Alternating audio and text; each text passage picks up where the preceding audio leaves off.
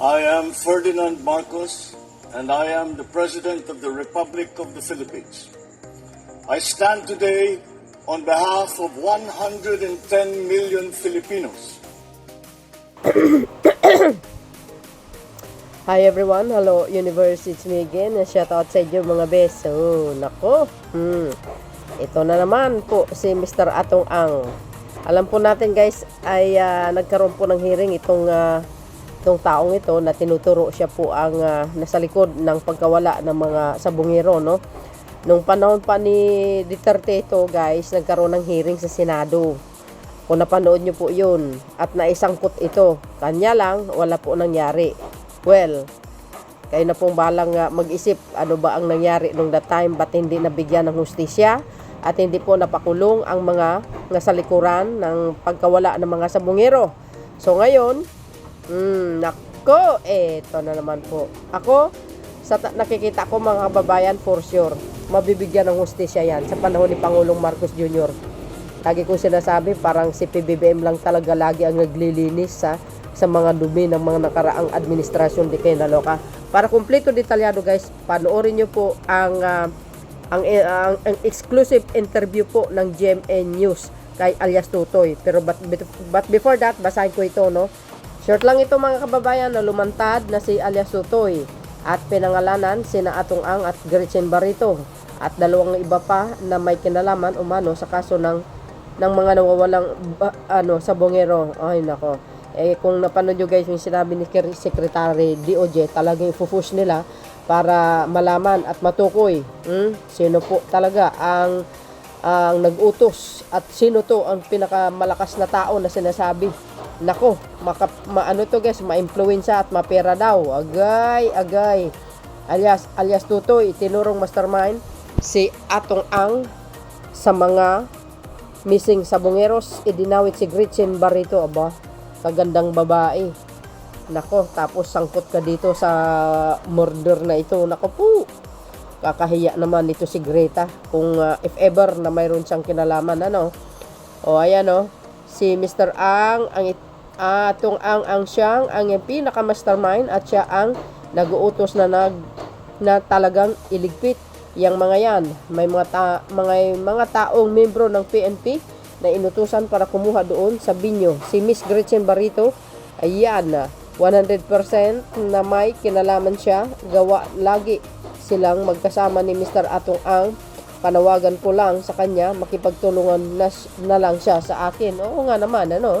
Kung talagang wala kang tinatago, Miss Gretchen Barreto, why not? No, makipagtulungan ka sa ganun mabigyan ng hustisya ang mga sabungerong nawawala. Naku, konsensya mo na yun, madam, pag hindi ka makipagtulungan sa PNP, no? At actually guys, nanawagan ito si Tutoy kay PNP Chief Torre na may malaking tiwala niya, kaya lumantad siya mga bes, kaysa dati walang tiwala. Kasi alam nyo naman, ang mga nakaraang mga panahon, mga beswa, walang, hindi buhay ang batas sa atin. Sabi nga ni Mr. Las Cañas, paano naging yun? Kasi mismo ang pinuno ng bansa, 'di ba? Nung panahon na yun. Ito naman tungkol doon sa mga EGK. Agay. So, dahil dito mga bes, para kumpleto detalyado, panoorin nyo po ang exclusive interview para kay Tutoy. Don't forget to like, hit the button bell para lagi kayong update sa aking mga upload videos. Eto na. Ngayong hapon, nagpasya na siyang ipakilala ang kanyang sarili. Si Julie Aguilar Patidongan, hepe ng security agency na may hawak ng mga farm, pati na ng mga sabungan ng negosyanteng si Atong Ang. Eksklusibo natin siyang nakaharap ngayong hapon. At narito ang aking ulat.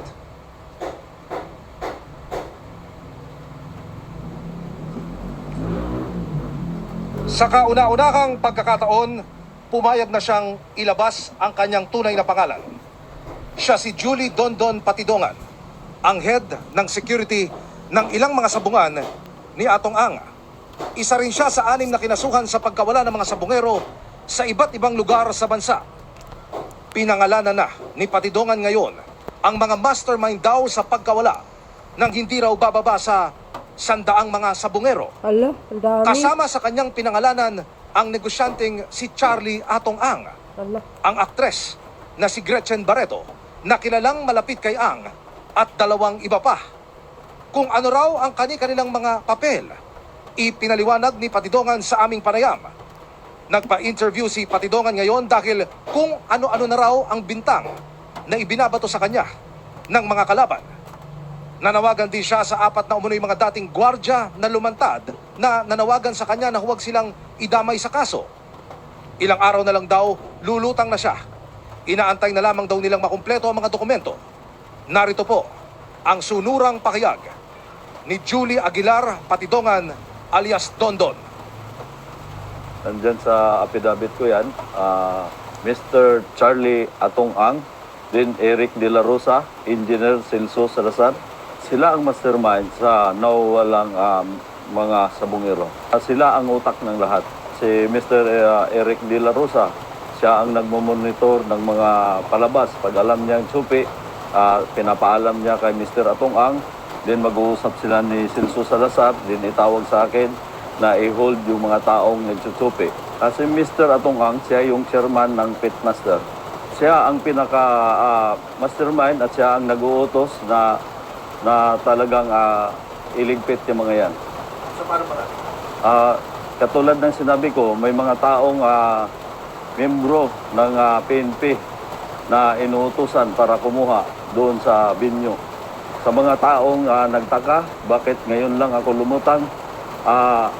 Ngayon, lumutang ako dahil alam ko ang pinagkatiwalaan kong tao na ang ating PNP chief na si General Torre. Alam kong hindi niya kaya bayaran ng pira yan. Ano naging papel mo rito sa meeting sa mga? Ba't ikaw ay kasama sa kinasuhan?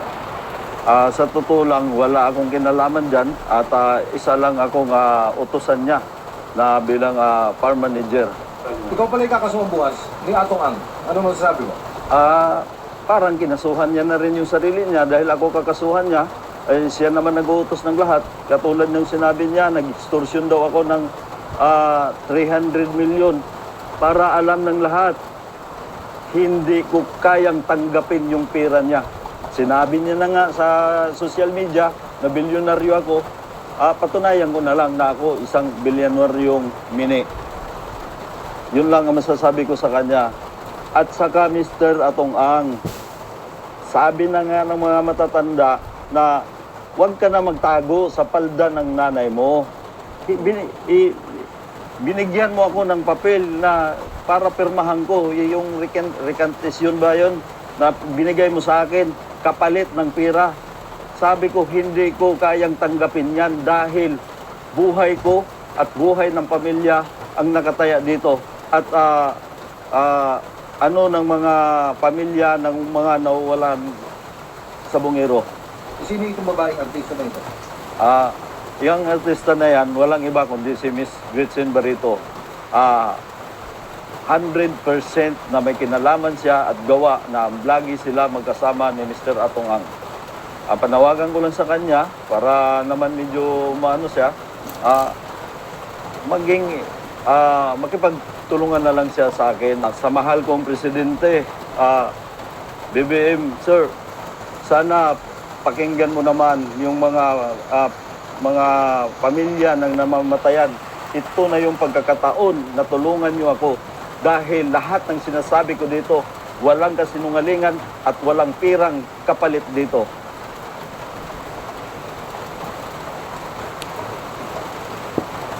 Vicky, ipinakita rin sa atin ni Patidongan na kani-kanina lamang ang 4 na kopya ng tinatawag na Affidavit of Recantation. At ang sinasabi ni Patidongan sa atin, ito raw ang pilit na pinapipirmahan sa kanya ng kampo ni Atong Ang. May 3 araw na raw nakakalipas nang ipadala sa kanya ito. Nakasaad di umano sa Affidavit of Recantation na ito na babawiin at babaligtarin ni Patidongan ang lahat ng kanyang mga naging statement at salaysay laban sa kampo ni na Atong Ang at iba pa kapalit ng 300 million pesos. Si Patidongan, Vicky, ay nagtagal ng nagtatrabaho na sa kampo ni na Atong Ang. May 15 taon na ang nakalilipas.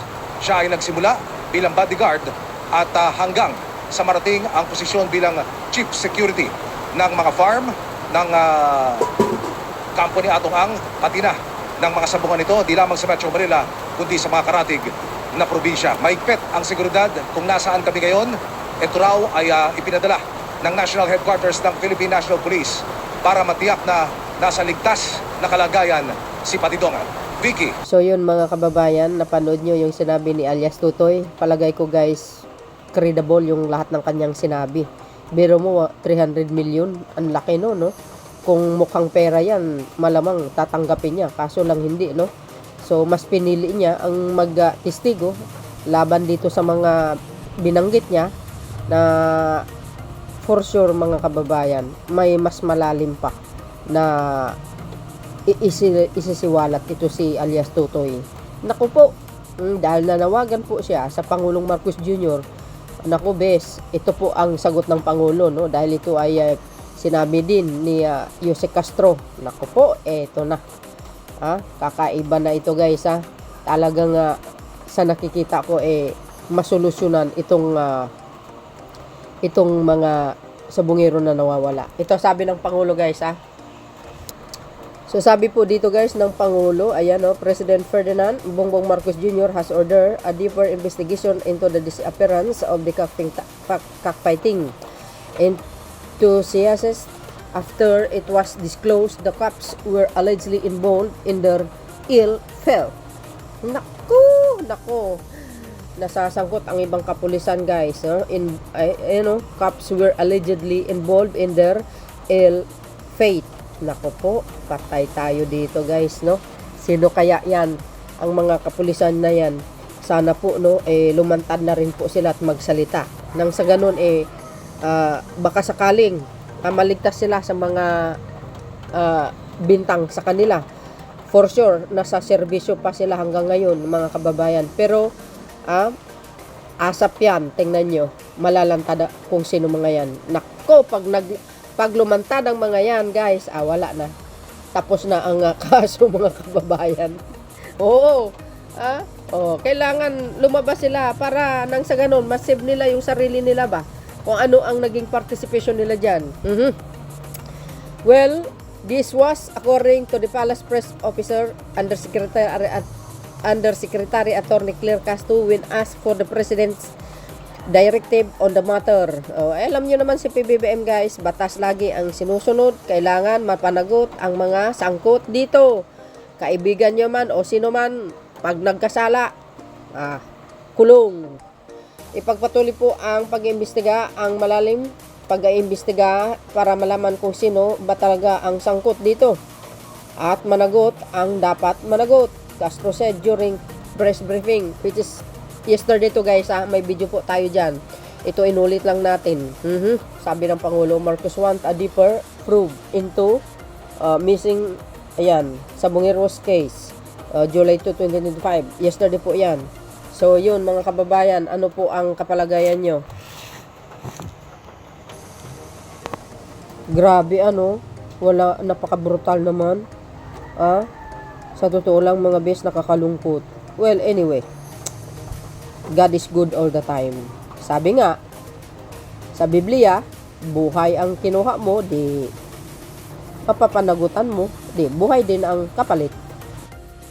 So yun mga kababayan, kung nakikita nyo dito, nagtungo si Mr. Ang kasama ang kanyang abogado sa Mandaluyong Hall Justice para ireklamo itong akusasyon nito alias Tutoy.